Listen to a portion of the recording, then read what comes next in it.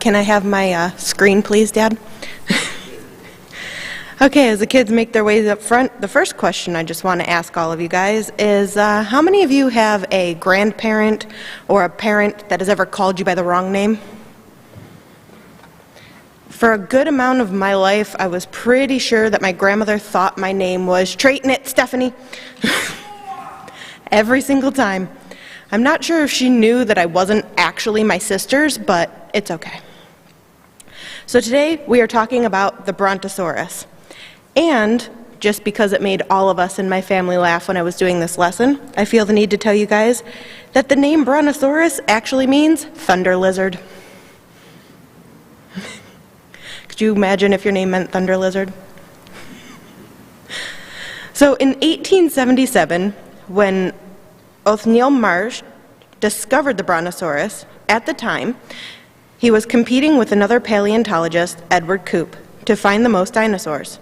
In his rush to discover more dinosaurs than Coop, Marsh failed to realize that the Brontosaurus was the same species he had discovered 2 years earlier and named Apatosaurus. It wasn't until 1903 that this mistake was discovered, causing the first name, the Apatosaurus, to become the official name of the giant sauropod dinosaur. But the Brontosaurus may have had the last laugh. In 2015, a group of scientists found evidence that the Brontosaurus and the Apatosaurus are different after all. In addition, scientists now think there might be 3 species of Brontosauruses: the Brontosaurus excelsus, the Brontosaurus parvus, and the Brontosaurus yanalpin. Imagine if you were like the Brontosaurus. First, you're a big deal. Everyone is talking about you. Then you're ignored, and it feels as if you never existed, and some say you're just a big mistake. Later, people act like you're important once again. What a crazy ride for our friend the Brontosaurus. But the Bronto wasn't a mistake, and you aren't either. There's never been any confusion about who you are or who you're called to be. You see, God has a plan for your life since before you were born. Isn't that exciting? If you'll trust God and stay close to Him, He will guide you all of the days of your life. The Creator of the universe has big plans for you, even bigger than the Brontosaurus. That was from our Dinosaur Devotion by Michelle Medlock Adams, illustrated by Denise Turu, and published by Tommy Nelson Publishing. So I want to ask you guys a question. When you think of King David, the first thing that comes to mind is definitely that his dad didn't even have him in the room when Samuel came to anoint the next king, right? That's totally the first thing that comes to mind. You don't believe me, do you? No. Not even a little bit? What if I told you it was true? What if I told you that in 1 Samuel chapter 16, we read that. Starting with verse 1, the Lord said to Samuel, "How long will you mourn for Saul, since I have rejected him as king over Israel? Fill your horn with oil and be on your way. I am sending you to Jesse of Bethlehem. I have chosen one of his sons to be king." But Samuel said, "How can I go? If Saul hears about it, he will kill me." The Lord said, "Take a heifer with you and say, 'I have come to sacrifice to the Lord. Invite Jesse to the sacrifice, and I will show you what to do. You are to anoint for me the one I indicate.'" Samuel did what the Lord said. When he arrived at Bethlehem, the elders of the town trembled when they met him.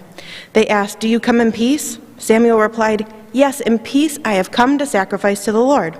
Consecrate yourselves and come to the sacrifice with me." Then he consecrated Jesse and his sons and invited them to the sacrifice. When they arrived, Samuel saw Eliab and thought, "Surely the Lord's anointed stands here before me." But the Lord said to Samuel, "Do not consider his appearance or his height, for I have rejected him. The Lord does not look at the things people look at. People look at the outward appearance, but the Lord looks at the heart." Then Jesse called Abinadab and had him pass in front of Samuel. But Samuel said, "The Lord has not chosen this one either." Jesse then had Shammah pass, but Samuel said, "Nor has the Lord chosen this one." Jesse had 7 of his sons pass before Samuel. But Samuel said to him, "The Lord has not chosen these." So he asked Jesse, "Are these all the sons you have?" "There's still the youngest," Jesse answered. "He is tending to the sheep." Samuel said, "Send for him. We will not sit down until he arrives." So he sent for him and had him brought in. He was glowing with health and had a fine appearance and handsome features. Then the Lord said, "Rise and anoint him. This is the one." So Samuel took the horn of oil and anointed him in the presence of his brothers. And from that day, the Spirit of the Lord came powerfully upon David. So actually, when we think of David, that's not the first story we think of, is it, guys? We think of him killing Goliath, right? We think of all the stuff that he did as king, some of the great stuff, some of the mistakes he made. But for the most part, we always forget about the fact that when Samuel came to anoint the next king, his dad said, he can stay out with the sheep. He's fine. It's definitely not going to be him. You think the Brontosaurus probably felt a little bit like that too? I mean, obviously, didn't really have any feelings. It was extinct by the time it got named. But still, we kind of get the same kind of thing going on there, right? So,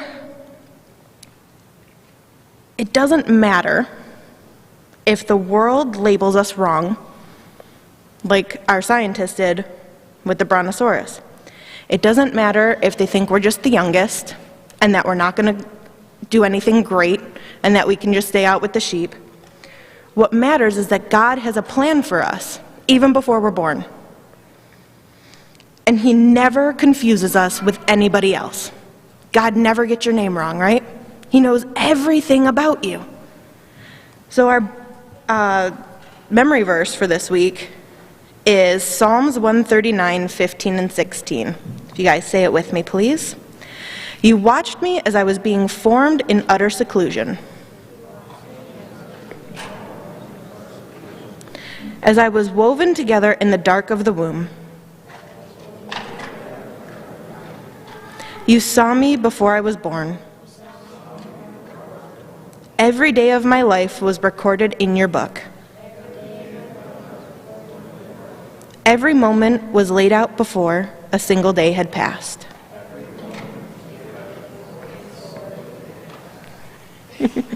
Okay, guys.